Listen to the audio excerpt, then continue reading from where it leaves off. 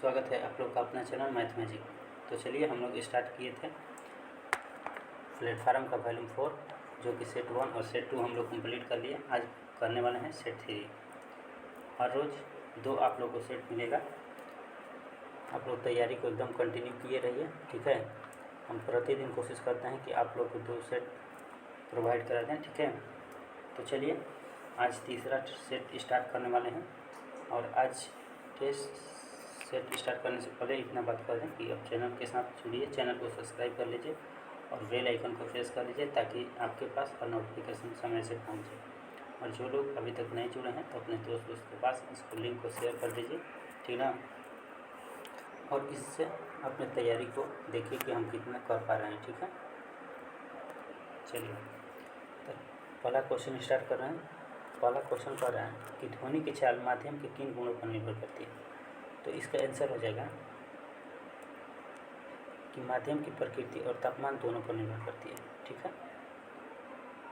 चलिए ये numerical question है। जो भी न्यूमेरिकल 4 या 5 हर सेट में 4 या 5 मुश्किल से क्वेश्चन आ रहा है सेट का, ये एक सेपरेट वीडियो खाली न्यूमेरिकल का हम हर सेट का एक ही में बना देंगे, इसलिए टेंशन लेने की कोई बात नहीं है। इसको अभी स्किप कर रहे हैं, ठीक है। चलिए कर है कि माध्यम NM का अपवर्तनांक किस सूत्र द्वारा प्रदर्शित किया जाता है। तो ये हो जाएगा हवा में प्रकाश की चाल और माध्यम प्रकाश की चाल का अनुपात होता है, ठीक है। अगला क्वेश्चन। चलिए आप लोग कंटिन्यू बने रहिए, ठीक है। आप लोग को उम्मीद करता हूँ कि बहुत ज़्यादा फायदा होगा जो भी लगातार बने रहेंगे तो, ठीक है।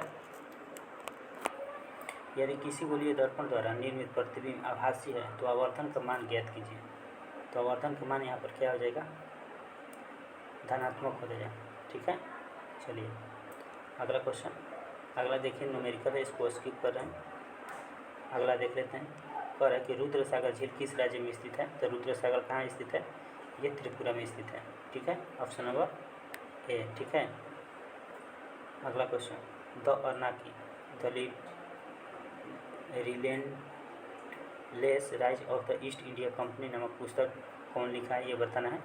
तो ये लिखे हैं विलियम डेलिम्पन ने, ठीक है। अगला क्वेश्चन पर है नुसनंतरा, ठीक है। नुसंतरा कहाँ की देश, किस देश की राजधानी है। तो यहाँ पर बताना है तो किस देश की राजधानी है। तो ये है इंडोनेशिया की राजधानी है, ठीक है। अगला क्वेश्चन कह रहा है कि विद्युत चुम्बकीय प्रेरण में विद्युत वाहक पल समानुपाती होता है। यहाँ पर है तो किसके समानुपाती होता है। तो ये समानुपाती होता है चुंबकीय फ्लक्स की परिवर्तन की दर पे, ठीक है। अगला क्वेश्चन। अगला न्यूमेरिकल है, इसको आगे बढ़ा रहे हैं, ठीक है।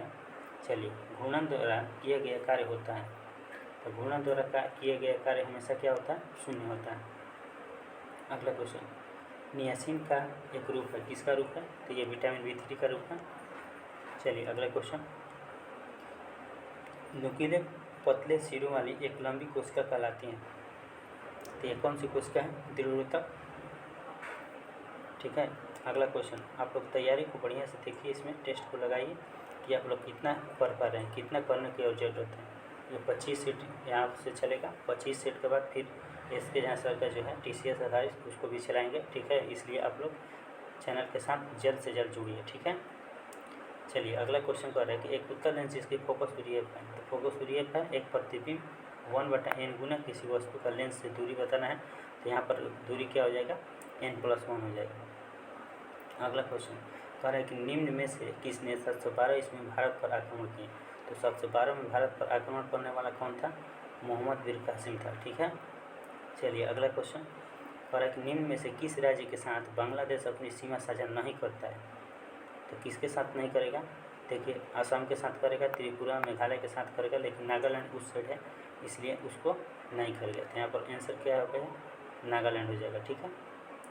चलिए अगला क्वेश्चन कर रहा है कि अक्टूबर 2021 में रेलवे बोर्ड द्वारा किस संगठन को बंद करने का निर्णय लिया गया। तो ये संगठन कौन सा है, तो यह है IRSDC, ठीक है। चलिए अगला क्वेश्चन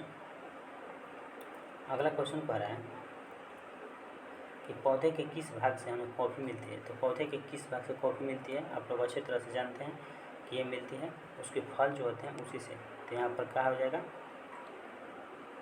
फली से। ठीक है, अगला क्वेश्चन कह रहा है कि इनमें से कौन सा विषाणु जनित रोग है। तो विषाणु जनित रोग कौन सा है, तो यहाँ पर खसरा है। ठीक है, चलिए अगला क्वेश्चन कह रहा है कि सामान्य श्वसन के दौरान ली जाने वाली और निकाले जाने वाली हवा की मात्रा को क्या कहा जाता है। तो ये जो है हवा की मात्रा उसको कहा जाता है ज्वारीय आयतन। ठीक है, अगला क्वेश्चन कह रहा है कि सर्वाग्राही रुधिर समूह कौन सा है। तो सर्वाग्राही रुधिर जो है वो कौन सा है, तो ये ए बी है। अगर सर्वदाता कह देगा तो वो हो जाएगा, लेकिन सर्वाग्राही कह रहा है यहाँ पर तो ए बी हो जाएगा। पाचन के विषय में निम्नलिखित कथनों में से कौन सा एक सही है। तो कौन सा एक सही हो जाएगा, तो यहाँ पर सही हो जाएगा खाद्य की वसा का पाचन। ठीक है, यानी कि ऑप्शन नंबर सी लाइपेज के द्वारा होता है। ठीक है, अगला क्वेश्चन कह रहा है कि मूत्र का असामान्य घटक है। तो मूत्र का असामान्य घटक जो है वो क्या है, तो वो होता है एल्बुमिन। ठीक है, एल्बुमिन होता है। अगला क्वेश्चन कह रहा है कि बोरेल वन्य जीव अभयारण्य किस भारतीय राज्य में स्थित है।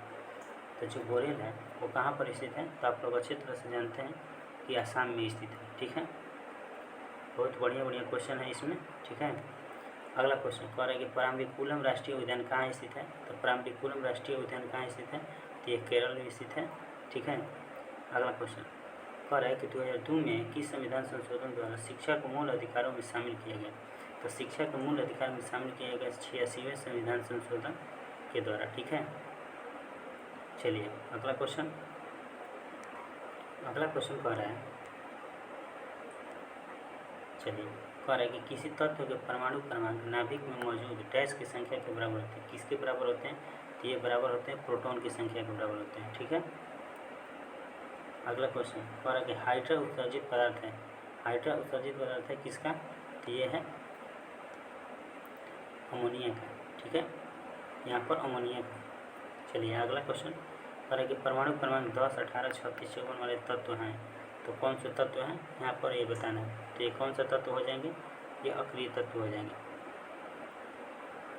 चलिए यह है 4.2 ग्राम NH3 में कुल परमाणु की संख्या बताना है। तो ये हो जाएगा 6 × 10⁻23 हो जाएगा। ठीक है,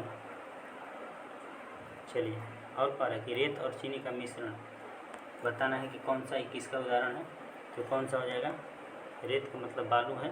ठीक है, तो ये विजातीय मिश्रण हो जाएगा। ठीक है, अगला क्वेश्चन कह रहा है कि वैद्युत संयोजक यौगिक का गलनांक क्या होता है।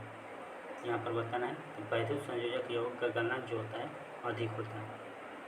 ठीक है, कह रहा है कि किस देश में अपनी पहली हाइड्रोजन से चलने वाली ट्रेन लॉन्च की। तो ये किस देश ने लॉन्च किया, तो ये जापान ने किया। ठीक है, अगला क्वेश्चन कह रहा है कि जम्मू कश्मीर में पुरातात्विक महत्व का स्थल निम्नलिखित में से कौन सा है।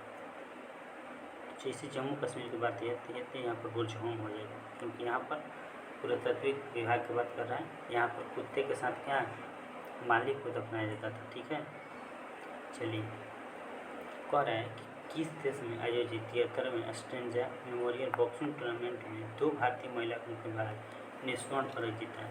तो कहाँ पर जीता है, तो यहाँ पर बुल्गारिया में जीते हैं। ठीक है, चलिए अगला क्वेश्चन देखिए, न्यूमेरिकल है। ठीक है, तो ये 7.5% हो जाएगा। चलिए अगला क्वेश्चन कार्य के नीचे दिए गए समीकरण SO2 का कार्य दर्शाता है, जो कि यहाँ पर समीकरण दिया गया है और बताना है इसमें कि ये क्या है। तो ये क्या है, ऑक्सीकारक है। ठीक है, यहाँ पर बताना है तो ऑक्सीकारक हो जाएगा। ठीक है, अगला क्वेश्चन पर है कि एक नेटवर्क दुनिया भर में कई अलग अलग प्रकार के कंप्यूटर को जोड़ता है।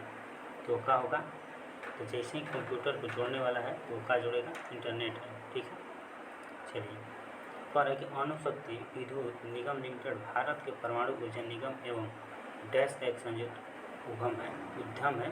तो किसका है, तो ये NTPC का है। ठीक है, ये किसका है, NTPC का है। कह रहा है कि किस भारतीय लेखिका ने पहली बार हिंदी उपन्यास रेत का मकबरा किसने लिखा था? तो ये लिखा है गीतांजलि श्री ने। कौन सा लिखा है? गीतांजलि श्री। अगला क्वेश्चन कह रहा है कि हाल ही में संपन्न हुआ बेगम हजरत महल कप निम्नलिखित में से किस खेल से संबंधित?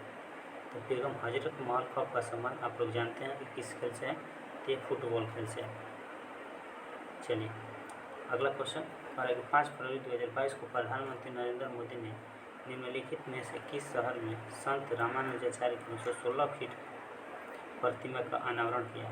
ये देखिए, ये जो प्रतिमा बनाया गया है ये हैदराबाद में बनाया गया है, जो कि 216 फीट की है। और ये बैठे आकार में, एक खड़ा आकार में मूर्ति होता है, एक बैठे आकार में होता है। ये बैठे आकार में दुनिया की दूसरी सबसे लंबी या ऊंची मूर्ति कह सकते हैं इसको, ठीक है, जो कि कहाँ है? हैदराबाद में है। चलिए अगला क्वेश्चन कह रहा है कि भारत सरकार ने निम्न में से किस तिथि को सुभाष चंद्र बोस की जयंती को पराक्रम दिवस के रूप में, तो पराक्रम दिवस के रूप में मनाने का निर्णय लिया गया, जो कि 23 जनवरी को भारत सरकार ने लिया है, ठीक है। अगला क्वेश्चन कह रहा है कि हाल ही में निम्नलिखित में से किस देश ने डेविस कप का खिताब जीता है? तो डेविस कप का खिताब जीतने वाला वो देश कौन सा है? वो रूस है, ठीक है। चलिए आज का सीरीज कंप्लीट हम लोग कर लिए, टेस्ट सीरीज कंप्लीट कर लिए। अब मिलते हैं अगले वीडियो में टेस्ट 4 के साथ। तब तक लिए धन्यवाद।